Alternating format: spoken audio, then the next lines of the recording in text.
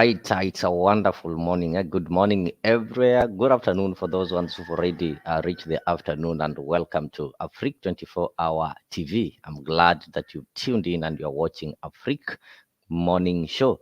So this is a morning show that we are able to take you through what is making headlines, and actually we are doing a newspaper review. So welcome on board. If you're joining me for the first time, ensure that you start by liking, sharing, and even subscribing to our channel. So welcome. This is a Afriq newspaper review.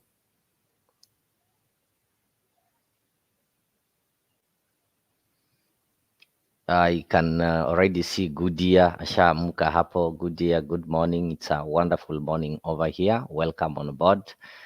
Those guys who are joining, whether you are joining us from the Facebook, from Tembei TV or Afriq, ensure that you like the video and share with your friend. So without wasting time, I have two newspapers here. I'm having the Standard and I'm also having the Daily Nation. And there's a story on the Daily Nation that I would really want you to look at. If you look at that Daily Nation, there is a big story there. Yeah, if you see the image of Raila, and the story that is being discussed here is secrets of Raila's AU job bid. The game plan. Opposition leader Raila Odinga is keen on return to the African Union to head the AU Commission, a higher profile job than the one he held last at the continental body before his controversial exit last year. So besides relying on the Kenyan government, he has activated his networks around African capitals to assess whether his bid has potential for success or if it is a doomed voyage. So that is what is happening. That is news. Raila is likely to get back to AU. That's why they're talking of the secrets of AU. So we are going to look at that in the future pages. Which position is it that Raila is supposed to take there? Welcome, Mr. Laban Misiani. I'm fine, thank you. It's another wonderful morning. Now, if you look at the Standard, you look at the Nation, they talk of Raila's bid at the AU. So it seems Baba is getting back to AU, and they're saying this time around that this position is having much responsibility compared to the one that he held before. But now again, he need to rely on the Kenyan government so that this thing can be successful. I don't know how people will interpret it outside there, but we are going to look at it. Among other stories that we are following up is President Ruto is ready to privatize state-owned farms because yesterday there was a cabinet meeting yesterday, and in the cabinet meeting there are some resolutions that came out. There are some resolutions that came out. I know we are going to get that story somewhere. But what came out in that meeting is that yesterday the cabinet approved the sale of some 7 more state-owned enterprises following a meeting that was chaired by the president himself at State House in Nairobi. And this one brings the total entities that are going to be sold to 7, about 7 government entities, 17, sorry, government enterprises have been approved for sale. So one of them is the Development Bank of Kenya. So the Development Bank of Kenya is going to be privatized. You'll find that this decision on the Development Bank was made by some makers who informed the president that you see this bank, when privatized, it can make more profit than when it is being managed by the government. So they're also going to privatize Golf Hotel Limited. There is a Sunset Hotel. There is Mount Elgon Lodge Limited at Cabernet Hotel Limited, and all the hotels that are under the Kenya Safari Lodge and Hotels Limited, like Mombasa Beach Hotel, Ngulia Safari Lodge, the Voi Safari Lodge. All these are going to be put into the private hands. So they are going to be privatized. In other words, zinaenda kuuzwa. So you'll find that this one is coming after the backdrop, the initial move that was taken by the Kenya Kwanza administration when they were seeking to privatize some 11 entities, which included the Kenya Literature Bureau, the KLB. They wanted to privatize the Kenyatta International Convention Center, the KICC, where you people go take photos there. They also wanted to privatize the Kenya Seed Company Limited, Kenya Pipeline Company, and the new Kenya Cooperatives, the KCC. Yeah, I remember KCC had it had it wasn't operating, and this one was revived by the former president Moi Kibaki. So now they wanted to privatize it. They also wanted to privatize. How do you call it? Is it the Rivertex East Africa Limited, the one that was revived by Uhuru Kenyatta, the one in Eldoret? But this move was halted by High Court following a case that was filed by one Honorable Raila Molo Odinga and the ODM party, who argued that the entities were of strategic national interest and cannot be sold. But yesterday, again, we saw the cabinet is on it again. They say we have to privatize this thing.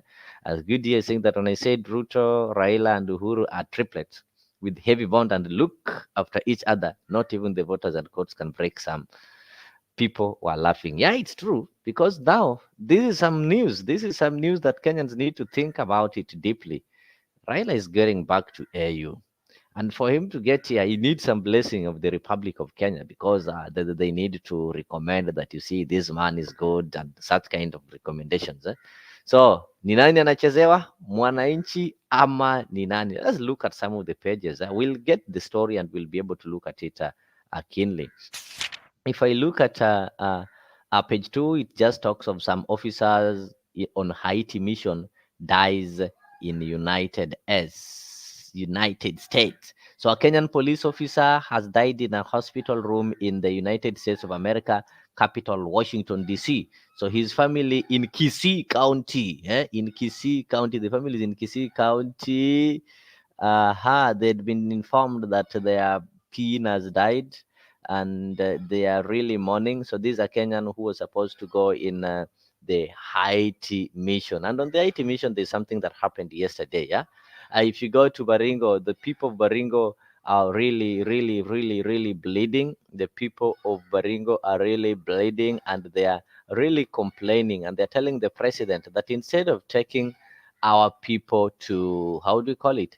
Instead of taking our people to Haiti, you need to bring these soldiers here in Baringo. You need to take these soldiers in Tiati. So in the second page there, you've seen that a Kenyan police died in, how do you call it? Kenyan police died in the United States of America, and these are police who were supposed to go for this Haiti mission. And that one just reminded me what is happening back in the country, because the Haiti issue, you'll find that as Kenyan police are being taken to Haiti, there's a lot of insecurity in Tiati, in Baringo County. And this is what one of the MCAs had to say. Leo mimi nataka nipatie nyinyi shukurani kwa kusimama na watu wa Saimosoi na Bartabwa. Baringo is bleeding. Tuseme wote Baringo is bleeding. Baringo is bleeding. Tunamwambia rais wetu, tulikuja kuwa kama watu wa Baringo 100%. Na tutakubali ukiwa kwa serikali watu wetu waendelee kuuawa. Rais wa President wa Kenya Mheshimiwa Ruto, wewe ulikuja Baringo siku ile ukasema within 100 days baada ya kuchukua serikali mambo ya insecurity itaisha kwa Baringo. Lakini saa hizi tuko na 1.5 years bado watu wetu wanauawa. Rais, watu wa Baringo wanakupenda kwa roho yote, lakini hatutaendelea kukupenda kama watu wetu wanaendelea kukufa. Rais, usitutumanishe askari wakuja Kabaret kutupa risasi, tumanishawa waende wawe machangili. Rais, usitume askari waende Haiti, tuma waende Tiati. Kuna Haiti hapa Tiati. Askari wasiende huko Haiti, wakuje Tiati. Waue hawa machangili. Hii maaskari wenye wanakaa kwa kam. Rais President wa Kenya, ambia military patia orders, sio kukula biscuits kwa kam. Patia orders waue jangili. Wako na all the machineries. Wako na mabunduki, sophisticated weapons. Lakini mbona watu wetu bado wanauawa? Rais, tunakupenda, lakini usiposimamisha hii kitu ya insecurity kwa Baringo, na kuambia 2027 utaonea figu sasa. Rais, tunakupenda lakini utupende pia wewe. Hatuwezi tukakupea upendo yetu na leo ni Valentine na watu wetu wanakufa. Kama unataka tukupende, utupende watu wa Baringo. Asante sana. Yes, that was the MC giving some Valentine a message to the president. And why have I talked of this? I've talked of this because of what we've seen happening in Baringo. In Baringo, it's really bad that there is a lot of insecurity in Baringo. Yet our soldiers have been taken to Haiti. So they're simply telling the president that Rais, hatutaki kupeleka askari Haiti, peleka askari Tiati, manake kuna Haiti ingine hapa. So I've just looked at that because there's a story of a soldier who lost his life in the United States of America, and this is one of the police who was supposed to be in Haiti mission.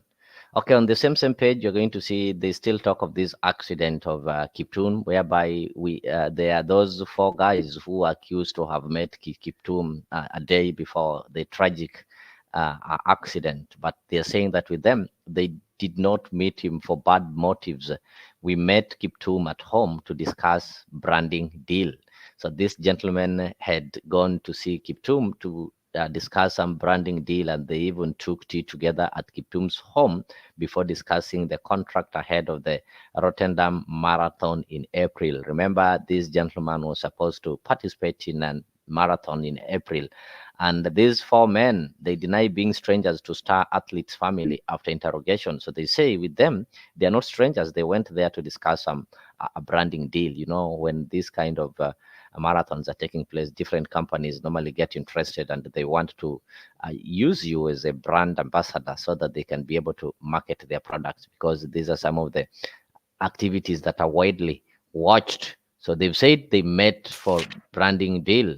Next page, that is page 3 of the Daily Nation. It's just trying to remind people of what happened yesterday. Remember, yesterday was Valentine, the day that people normally celebrate their loved ones. They gift each other. So they're saying, can money buy love? The 2 sides of Valentine. So if you have your newspaper, ensure that you read page 3 and you'll be able to answer this question. Can money buy love?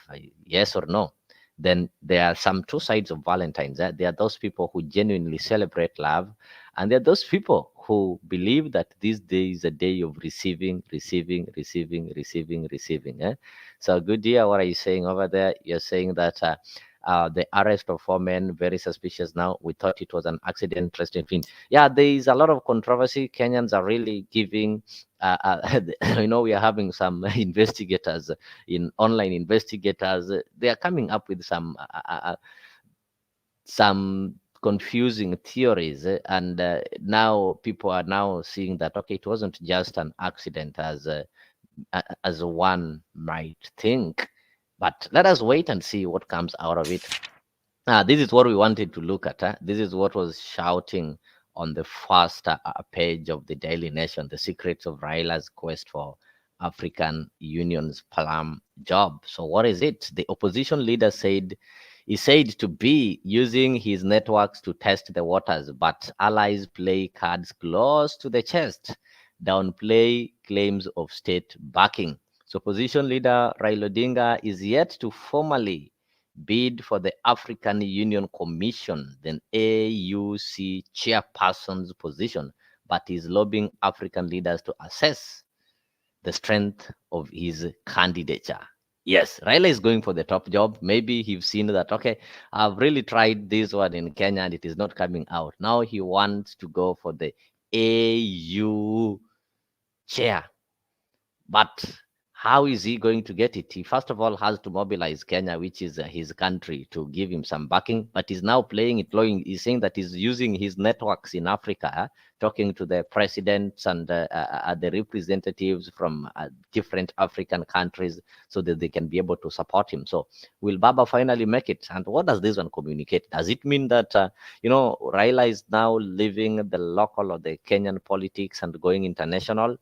We will see if he will bid, and we also wish him luck, because if he's there, we as Kenyans will also be happy, or will be pleased. So we're told that Odinga has also been the first to explore the he already is almost making it public that he's going to vie or he's going to bid for the position, but he will also need the support of the Kenyan government. And people argue that he is fit and he's already made some connections with other African leaders. But I know the country will also have to stand with him, because he is one of our own. There is no way they will leave him. So let us wait and see what will happen. And the same next page is page 5, is still explaining for you the roles that the AU chairperson performs. So he or she is like the CEO, the chief executive officer of the AU secretariat, and is elected every 4 years. So this is what Raila wants. He is going for it. He is going for the seat of the AU chairman. This is an election that is normally done after every 4 years. So back at the country, the question that people should be asking themselves that, okay, we've been having some stories here and there of who is going to inherit who in Azimio and such kind of things. So shall Raila go for this position, a position that is going to last for 4 years? Then this one mean he will be out of race in 2027, if that is something that we can go by. Yes. So let us wait and see if Raila will go for it, and if he will manage to get it, then it means Azimio wataanza kujipanga maybe behind Kalonzo or Joho. Could it be that is the reason that why people like Joho are also coming? Let us wait and see. Meanwhile, back home here, people are still saying that Raila is still young and he should be on the ballot 2027. But outside there, Raila is bidding for the AU job. Let us take a short break and proceed. Raila is not expired.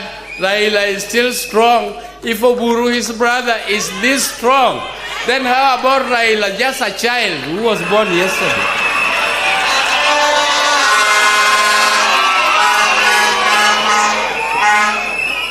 So when you talk of contestations for the leadership of this country, others, people who are with us in leadership, particularly in our own coalition, you should not pressurize Raila to tell you that you are the one who is going to take over. No, just talk to people. Come, even here, if you force Raila to tell our people that they should elect you or they should nominate you to be their presidential candidate, without talking to them, without convincing them, they will not vote for you. So just come out and compete. Let Raila also be in the ballot. Let us be democratic. Let us select one best leader who will give us the leadership of this country. Let us not talk about it too early. Let us give everybody a chance, including Raila. Yes, let's give everybody a chance, including Raila. Laban is saying that this AU thing is purely a handshake through Western countries, as we saw Raila meeting top diplomats to divert shame he did to our country's electoral system. Laban, I don't know, maybe you Buleras understand the involvement of the Western countries and the relationship between the Western countries and IU, because as it stands, people are bidding, and once you bid, there is elections that are normally done after every 4 years. So shall Raila bid for it and maybe pray that he gets more connections, use his what network in Africa, and also get some backing from his own country? Then it's well and good. He will be able to ascend into this position, a position that is going to that he will have to serve for a period of 4 years. And that one also means a lot back in the national politics, because shall Raila bid and be successful in this position, it means he will not be available for 4 years. So if he will not be available for 4 years, and remember, we're only having 3 years, for God's sake, then we are going for the next general election. So if Raila will not be available for that time, it means he won't have time to traverse the country and make campaigns as he's doing now. Then it means Azimio will also have to make some changes. They'll have to align and arrange themselves and get somebody that they are going to support in 2027 if they really want to take power from William Ruto. So that one will have to change the dynamics of our politics. If Raila bids and gets this position, the dynamics of our politics is also going to change, because it means Raila is now going to be absent. He will not feature in the local or the Kenyan politics, because when you become the AU chairman, as you can see, one of the role is that when you become the AU chairman, you are like the CEO of the AU secretariat, and this election is done every 4 years. So what does they really do? The African Union Commission chairperson is the upmost official or the topmost official at the continental level. So often this is the person who will be steering all the activities of AU. You know, the people who've been in that position before. So let us hope that Raila is going to bid and he gets some support and brings it home. For once, he will have something to celebrate. So Goodyear is telling me that young baby Raila is moving on. Read in between the lines of Oburu conversing. Yes, the young Raila is moving on. Back home, they're telling him that, you see, you're still young, you need to contest. But he's also going for the continental challenge. Could it be that this is why he confidently says that Kalonzo and Tosha? We'll wait and see what is going to happen. Look at the next page. This is what I was telling you, that cabinet approves sale of 6 more public companies. So that is what happened in yesterday's cabinet meeting. They approved the sale of 6 more companies, and these are the companies that they approved that needs to be sold. Number 1, the Development Bank of Kenya. So they approved it and it's supposed to be privatized. The Kenya Safari Lodge and Hotels Limited, that is incorporating Mombasa, a beach hotel, the Safari Lodge and the Voi Safari Lodge. So the Golf Hotel is also supposed to be sold, the Sunset Hotel, Mount Elgon Lodge, and Cabernet Hotel. So these state companies are set to be sold according to what was deliberated during the cabinet secretaries meeting that was chaired by His Excellency Dr. William Ruto yesterday at State House, Nairobi. That is what is on page 6 of the Daily Nation. If you move on to other pages, page 8, Ruto appeases Mount Kenya with projects. Yes, Ruto was in Mount Kenya. And before I read that, let me play for you this. There's something that happened when Ruto was in Mount Kenya. People in Mount Kenya, specifically Kiambu, have started misbehaving. How are they misbehaving? They've started heckling. They've started heckling. Like yesterday, when the president visited Kiambu, the deputy president had to intervene and tell them that you people need to relax. Hii mambo ya kelele ni mambo ya ODM.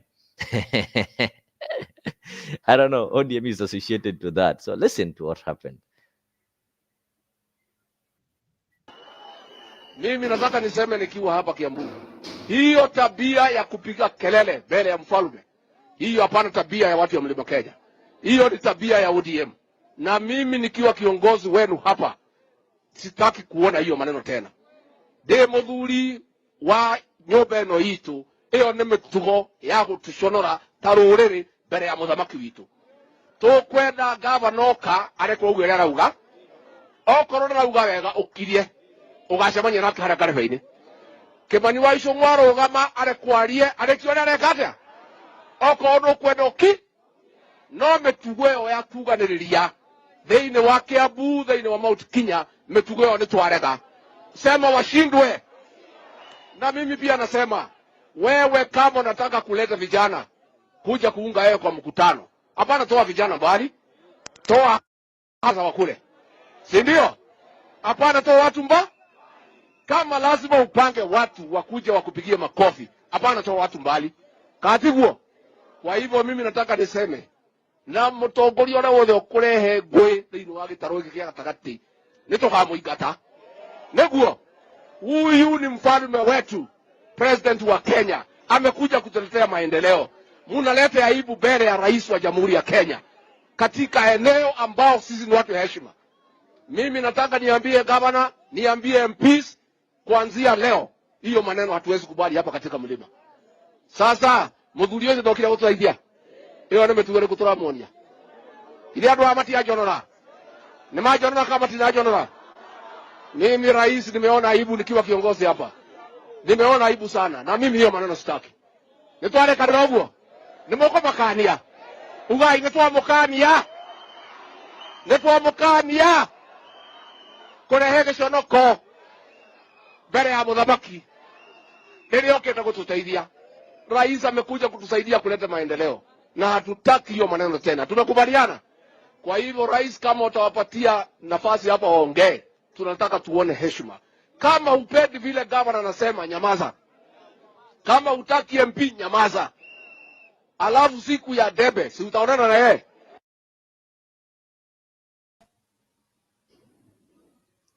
Alafu siku ya debe si mtaonana na yeye. So that is what happened in Kiambu, and the people of Kiambu have also started misbehaving. Wameanza tabia mbaya ya kupigia rais kelele. They've started heckling the president, something that is not really good. Simba Netaya, good morning. Simba. Oh, Simba bado anajipanga hapo. As we wait for Simba akijipanga, let's look at what is making, what is there. So this is what I was saying. Ruto appeases Mount Kenya with projects. Yeah. So president says he has no option but to fulfill the promises made during campaigns. So he's gone to Mount Kenya, and the deputy president vows to keep Mount Kenya and Rift Valley united and assures his boss of the region's support. So why is it that these people are so best with uniting only two regions? Simba. Yes, Mr. Nyabaya. Good morning. Good morning. Yeah, I hope you're fine. There are two issues here. The first one that we've seen that is making headline is that Raila is secretly bidding for the AU job. So there are possibility that he is going to bid for the AU chairperson's job, a position that somebody holds for 4 years. What do you say about that? No, Nyabaya. Wacha nikwambie kitu moja, na nataka niweke hilo jambo vile lilivyo, kwa sababu Raila is not secretly bidding. He was doing what is best at, and he knew that vacancy is there. Raila hahitaji mtu yeyote, ama hakuna qualities zenye amekosa kutopata hiyo kiti ya uchairman. Only that when the UDA guys came to realize that bidding already has been done, that's why they started panicking. And now they are putting pressure that inahitaji hiari ya rais eti ndio hiyo kitu iende through. Raila had been busy meeting with these top Western diplomat countries, and I heard you asking eti Western diplomat countries, and this is an African thing. Who told you that there is an African thing?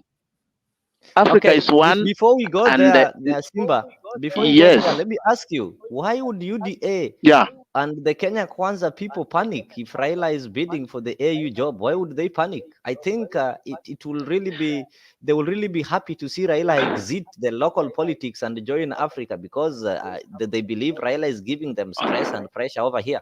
Why would they panic? Third thing is for only 4 years, and you know the kind of connection Raila atakuwa nayo within African countries and globally. So that one also doesn't mean that when he takes over that position, he will not run in 2027. Right? I get you. So there's a possibility. That is their panic. Okay. You say when he takes the position, there's still possibility he'll still come and contest in 2027.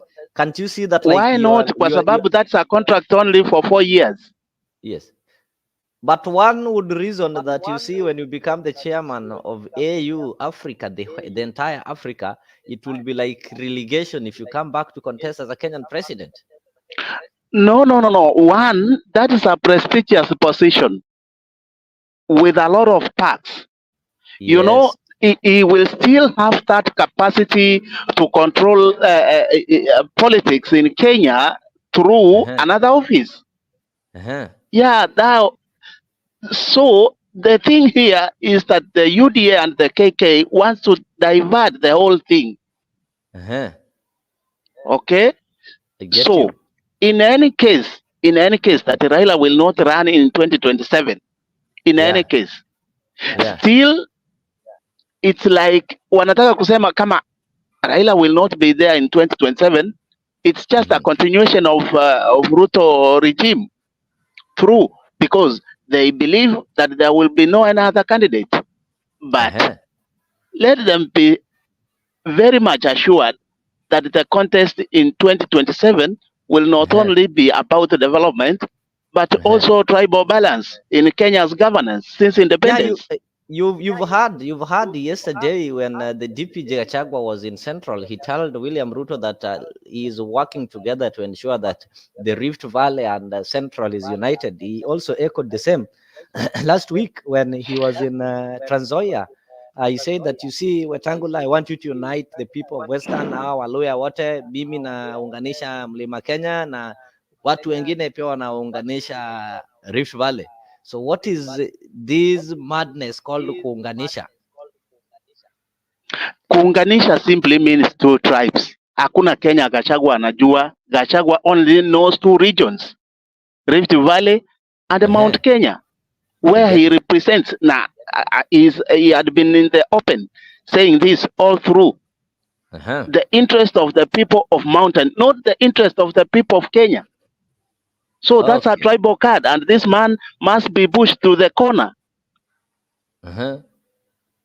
to wake up and understand that he's the deputy president. Yeah. Deputy president, not a representative, not a regional commissioner. This guy yani mimi hata sijui ninaweza muling, is too tribal on Kenyan politics. He's doing nothing. Uh-huh. Yes, but Kenyans will, and by the way, Yeah. I don't think whether Gachagua will be once a president in the Republic of Kenya simply because he's too tribal, and the Kenyans will gang against him and they remove him very early in the morning How are you at saying the is ballot. true? You're saying Kenyans will gang against him, but you told me that the Kenyan politics is tribal. Then again, what makes you think that It's a it's a Gachagua fact. can't It's take a fact. advantage of being tribal? Yeah, it's a fact. It's a So fact. It's a fact yeah. because simply Gachagua Mhm. is playing a tribal card ever since. Ever since. Because Na you've realized that the hajagundua politics is kwamba tribal, yeah. yes, it's a tribal. It's a fact. Hiyo sio eti siri. Mm-hmm. When it will come to him, yeye mwenyewe akiwa anasimama urais, it Yeah, will be against him. Yes. I get you. I So get hiyo you. mambo ya kuunganisha, unasikia anataka kusema ni kuunganisha, ni ile Yeah. anataka kuficha ile kadi kwamba Kenyans will not be against him. Gachagua is Uh-huh. never liked by anyone, by the way. Uh-huh. Yes. That's why unasikia hata viongozi kutoka Central Kenya they are trying to front someone else kwa sababu Uh-huh. wanajua huyo mtu ni luggage wamebeba, a political Uh-huh. luggage Yeah. ambaye hawezi kudeliver the mountain vote, by the way. I get you. That is true. Yes, so the fact remains here Yeah. that Raila, without even being fronted Yeah. by William Ruto or by Yeah. the country called Kenya, has Yeah. an international network and a global network. So this one is These all enough. African This one countries is are enough to push connected him in to the the position. Western, So right? you are saying his network is enough to push him there? Sure. That is And wonderful. That is, by the way, even the first position he held, yeah. no one fronted him. But when the KK regime came in, that's when they used the government position to remove him. It was political. All right. There's somebody who said this. Laban said that this AU thing is purely a handshake through Western countries, as we saw Raila meeting top diplomats to divert shame that he did to our country's electoral system. Could it be that it is the Western countries, the Western countries shame they did on our electoral system? Simple. There was no win in that election. These very same Western countries, like the ambassador of America, was all over saying how the elections were credible. Now, actually, the elections were held in Kenya. The Kenyans participated in the elections. Yeah. The announcements were made by Kenyans. Yeah. How did the Americans came in to prove that the election was credible? They sent their observers, and the observers, I don't know how they managed to come up with this conclusion that the elections in Kenya was the most credible of its kind. That's why I told you the whole thing was choreographed by the Western countries, and they installed the person whom they wanted to control. And that's exactly what's happening in Kenya. They wanted someone whom they can twist anytime. Left, a puppet. If they tell him west, that is it. Yeah. In Kenya, we have no president of our own. It's a puppet government through Chebukati. Get it. Goodyear is telling me that Azimio are panicking because they relied on Raila because he is the only one who keeps Azimio together. So when the Azimio hear that Raila is bidding for the AU job, they are really panicking. Is it true that without Raila there is no Azimio? But I can see Kalonzo there. Joho came recently.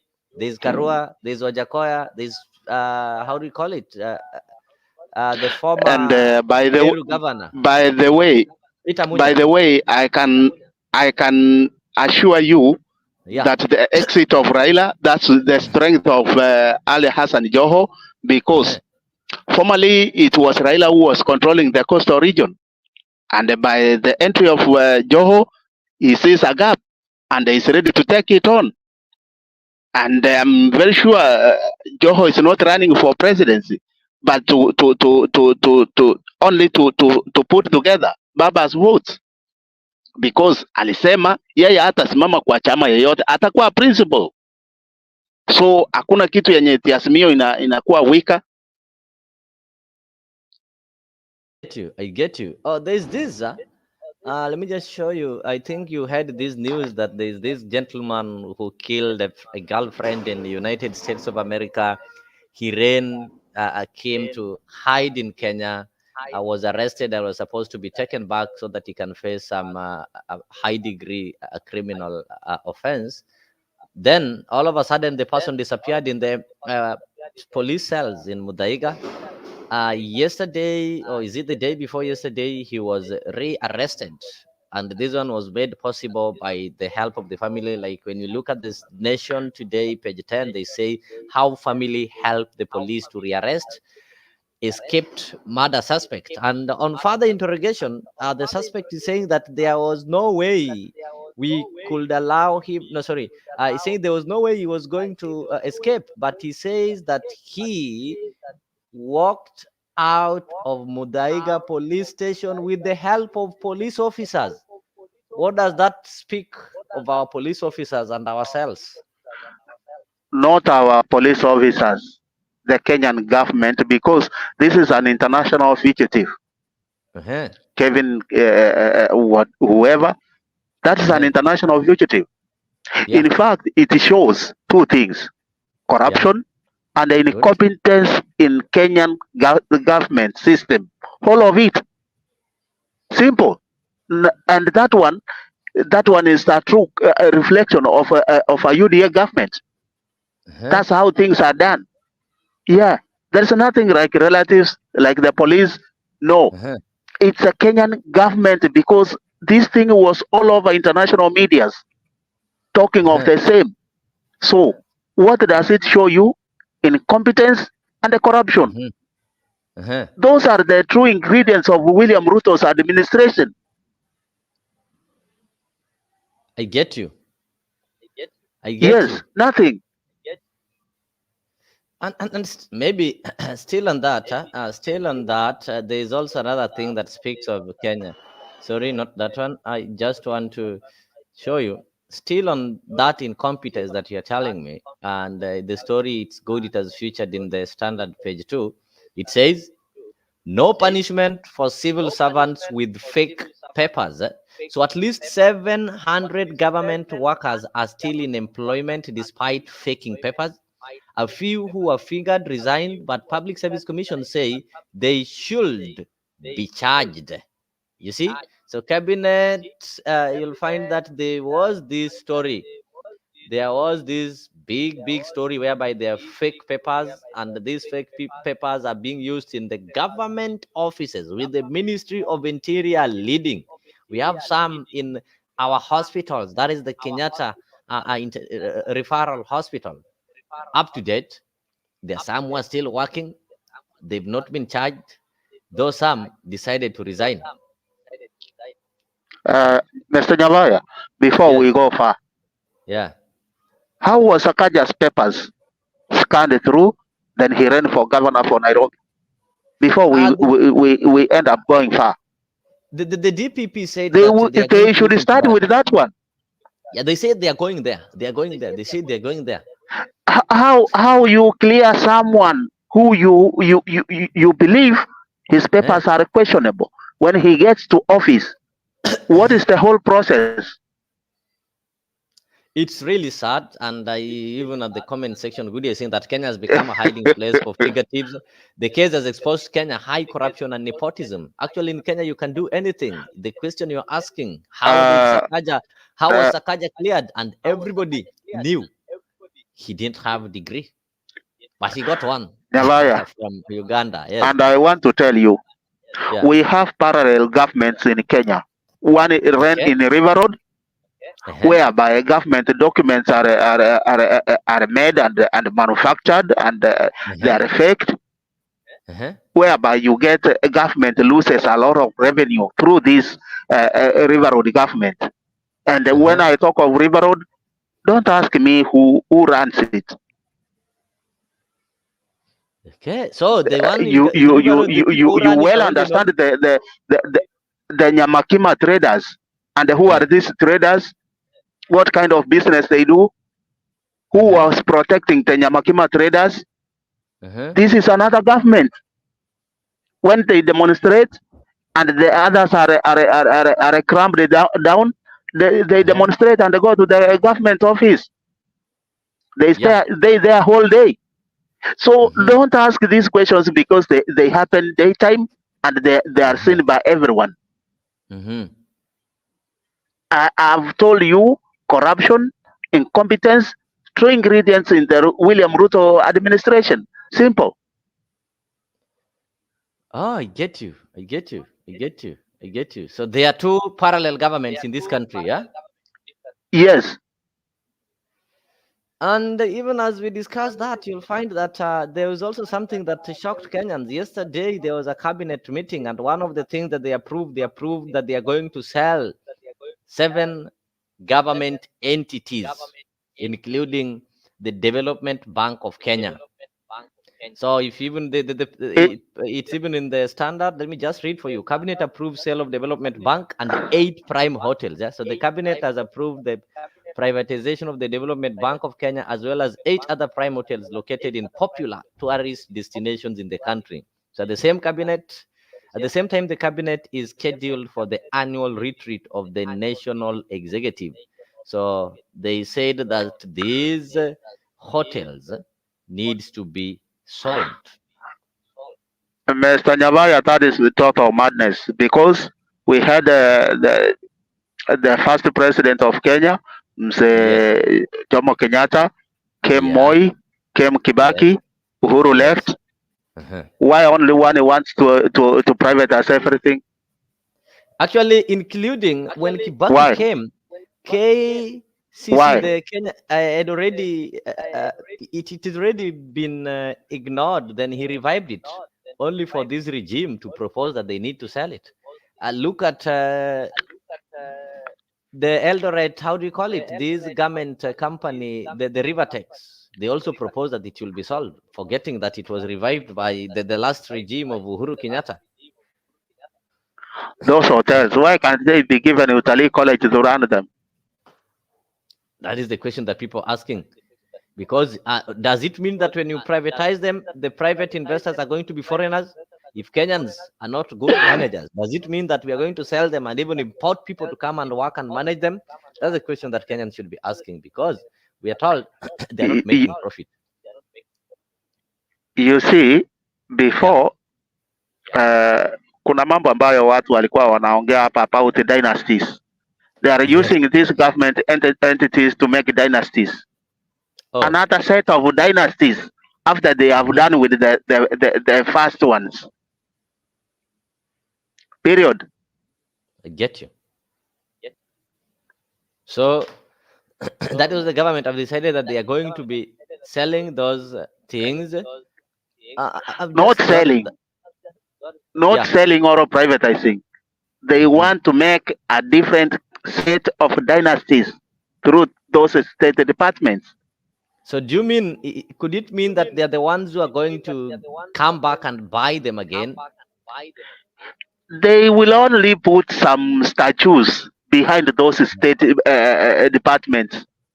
They will be run by other people who are in the government, massaging those statues that they will put there as investors. Nothing.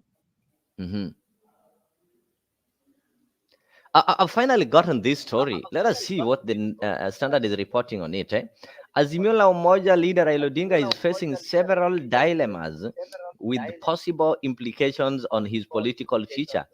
In a year that his supporters have been waiting for his next course of action in regards to the pushing Kenya Kwanza back against the high cost of living, political tides are slowly changing for the ODM leader. So on one end, the President William Ruto administration is keen to lock him out of local politics by lobbying for him a job at the African Union, which some predict will effectively clip his political wings and weaken the opposition. The Standard has established intense lobbying to have Raila take up the position of the AU chairperson, with Kenya already reaching out to other partner states to consider the ODM chief. In Azimio, his lieutenants are pushing him to start preparing his networks for another shot of the presidential elections in 2017 and are on overdrive to ring fence his key political zones. So questions, however, about whether he will take up the position at AU and risk his own political ambitions, and that his allies who are relying on him clout to win the seat. While some experts believe a decision to take up the AU job will not influence his political strength, others argue that a shot at AU will be the changing point in Raila's political career. The people who talked of it, like Barack Muluka, the political analyst, say that Raila has previously held those jobs and it has had no effect on his political goals. Instead, it strengthened his audience. What did Jared Okello Nyando MP say? The contract ends in February 2017. That is the AU contract. So the elections will be in August 2027. So that is more enough time for Raila to campaign. Joho had to say that I joined ODM as a young man and I have supported Raila Odinga in cash and kind during good and bad time. He can endorse me now. So I think majority are agreeing with you that this position, this position is going to strengthen Raila's political move rather than weakening it. Majority agreeing that shall Raila take that position because it is a position that is going to end some few months, just few months, about 7 months before elections. He can still maneuver around and campaign. So, ladies and gentlemen, I don't know what is your take. If Raila takes the AU position, is it going to jeopardize his political journey of becoming the president of Kenya now that it is evident that Raila will be on the ballot? So that's a question that you need to try and answer. From here, we can just speculate. So that is what has been reported in the Standard. If we move on, there's some adverts over there. Muturi, the Attorney General, disowns omnibus bill on transfer of public seal custodian. That is in the Standard, page 12, where Attorney General Justin Muturi yesterday said that the omnibus bill calling to the transfer of the custodian of the public seal from his office to the head of public service and creation of the CAS post did not originate from cabinet. Yes, this creation of the CAS post did not originate from his cabinet. That is what is taking place over there. We'll look at it later. We'll look at it. If you buy your Standard, you'll have to look at page 12. You are going to find that story.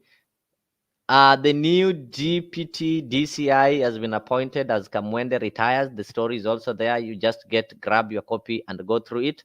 And AG, the Attorney General, wants his office delinked from the Public Service Commission overstaffing crisis. He've been complaining that there are a lot of people. There are people who've been recruited for him, and he's not even aware. So he wants to be independent, to be aware of the recruitments and the staffing in his office. So he wanted to be put separate or to be delinked with the Public Service Commission. That is the request by the Attorney General. We don't know why he wants this one to happen.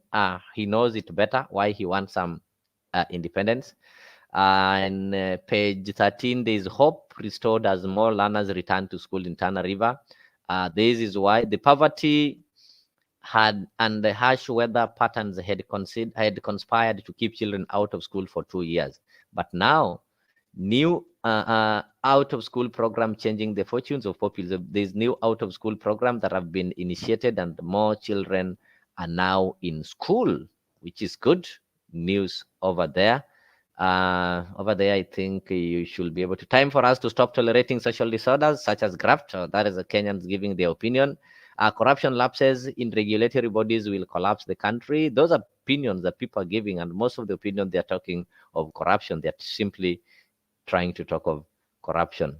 Countries should promote peace and resist warmongers. There's a story you can be able to read there in page 16. It's an interesting story. You'll also be able to go to the Reader's Corner, whereby you'll find a lot of things. On business, there is World Bank approves over shilling 6 billion for de-risking green investment. Some good news there to investors and the people who are dealing with such kind of things.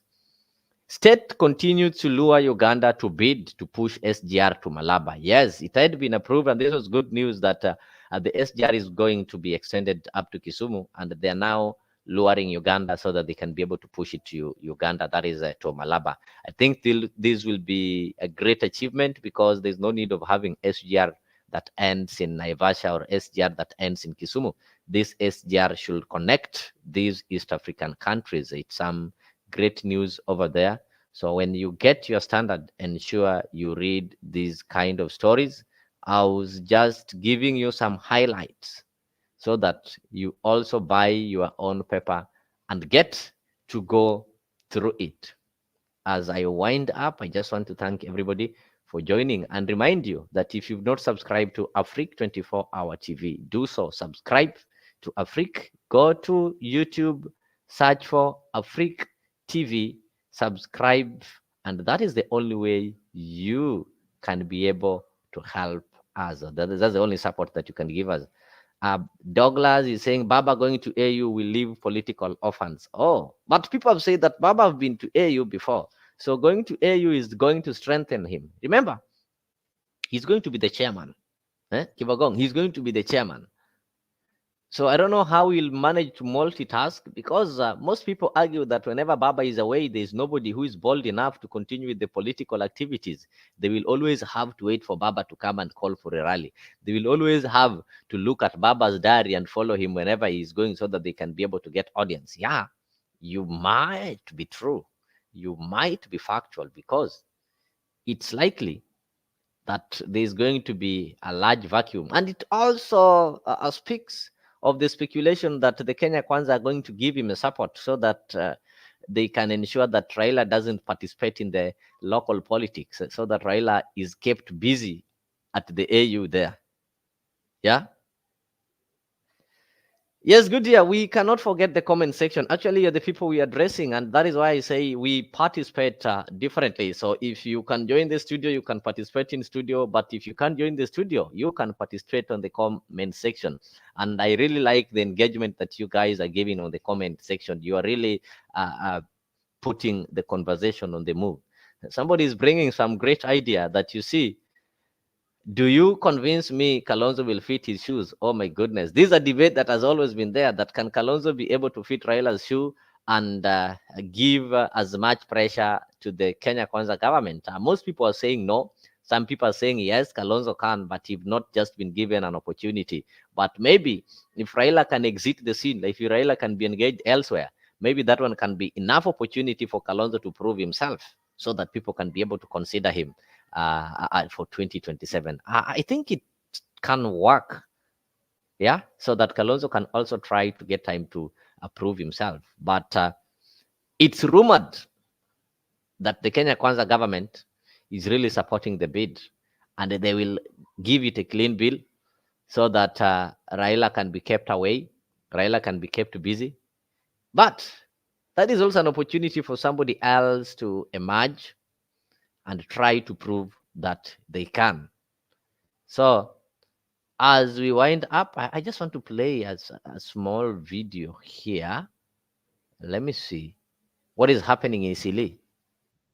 Kwamba shughuli za biashara katika mtaa wa Eastleigh zilitatizika mchana kutwa baada ya wafanyabiashara kukabiliana na maafisa wa usalama waliokuwa wakiendesha operesheni ya kunasa maziwa ya poda.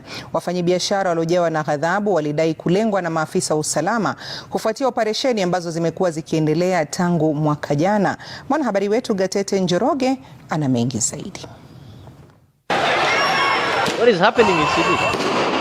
Ndivyo hali ilivyokuwa mchana kutwa katika mtaa wa Eastleigh. Maafisa wa usalama wakikabiliana na wafanyabiashara waliojawa na ghadhabu. Kwa zaidi ya saa 3, biashara zilitatizika. Wafanyabiashara wakifunga maduka na kukabiliana na polisi. Wafanyabiashara hao wamelalamikia operesheni ya maafisa wa polisi ya kunasa bidhaa za maziwa ambayo imekuwa ikifanyika tangu mwaka jana, wakidai kuwa wanalengwa licha ya kufanya biashara halali. Operesheni ya leo ilikuwa imeelekezwa duka moja la jumla, ambapo polisi walinasa katoni kadhaa za maziwa hayo ya poda. Mpaka sasa hivi hatuelewi, kwa sababu wanasema ni order kutoka juu, hawatuulizi documents zote tunawaonyesha, na hizi mzigo mali imetoka, imepitia port of entry Mombasa. 80% of it imetoka kutoka Mombasa. Wamelipia customs, wamelipia KRA, wamelipia KEBS, wamelipia dairy board, wako na license ya dairy board. Saizi hakuna document wanatuonyesha, wanaingia wanavunja my store na hakuna istakbadi yote ambao wako nazo. Wanavunja na mkono yao kwa nguvu. Sasa huko ndani nyinyi hamkubaliwi. Ukiingia huko ndani wanavunja ma store za watu. Wenyewe hawako. Wafanyabiashara hao wanadai kuwa mwezi uliopita operesheni nyingine ilifanywa na polisi waliochukua bidhaa bila ya kuachia orodha ya vitu vilivyochukuliwa. Tarehe 6 mwezi wa kwanza Januari, hizi mzigo zote walichukua. Hakuna inventory yoyote ambayo waliwachia wenye mali. Zinaenda na hawataki kusema walipeleka wapi. Hatujui, ni milioni, hasara za milioni 15. Hatujui, na sheria inasema hata kama mzigo yako polisi akichukua anafaa kuandika chini akuachie inventory copy. Kama serikali imepiga marufuku maziwa ya powder, iwaambie hawa wafanyabiashara maziwa ya powder ya aina hiyo ni haramu. Huwezi kufanya biashara naye. Waambie wazi ili hawa wafanyabiashara wasipate hasara. kwa sababu maziwa ambao walionayo iliyochukuliwa haikutoka nje, ni maziwa ya makampuni ya Kenya. Maafisa wa usalama waliohusika wametetea operesheni hiyo wakisema ilikuwa ya kunasa bidhaa gushi zinazoaminika kuuzwa na baadhi ya wafanyabiashara. Polisi pia wamesema walifanya operesheni hiyo kwa ushirikiano na maafisa wa idara zingine za serikali. Gatete Njoroge, runinga ya Citizen. I don't know what is taking place in Isili and business in general, and maybe the government knows. People are really complaining that the business are being interfered with over there. So I don't know what is taking place, but we know normalcy will be restored and people will be able to go about their businesses as usual. So from this end, I want to wish you a good day as you go on with your daily activities of building the nation. And that was Afriq Morning Show newspaper briefing.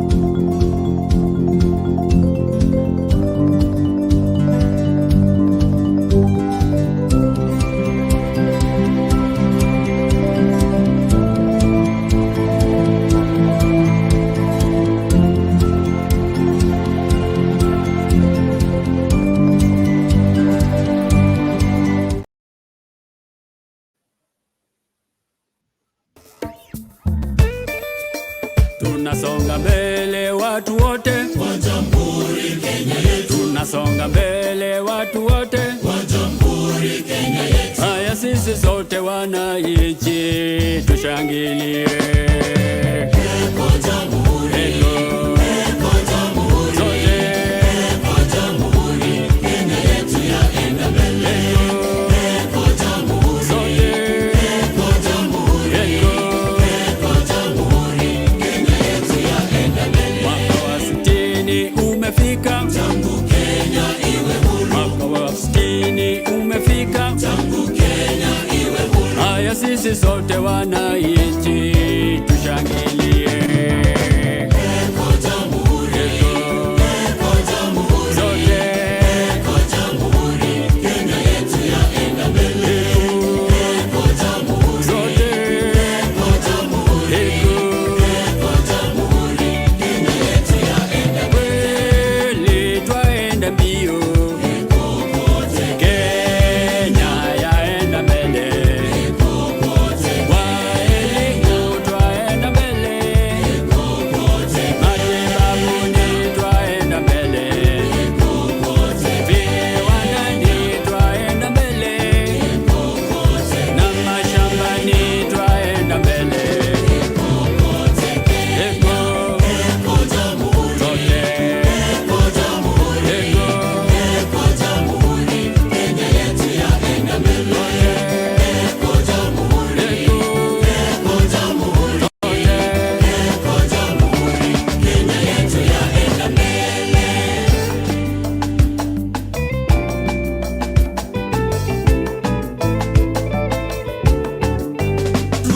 Tunajivunia Kenya nchi yetu, kweli yapendeza, kweli yavutia.